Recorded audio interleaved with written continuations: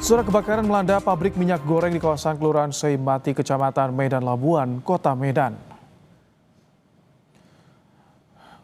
Api dengan cepat membesar dan membakar gedung pabrik. Diduga api berasal dari gudang karton yang digunakan untuk mengemas produk lalu menyebar ke bagian lain.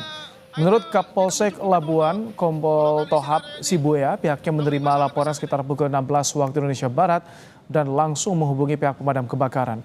Hingga malam, petugas pemadam kebakaran dari Pemko Medan masih melakukan proses pemadaman.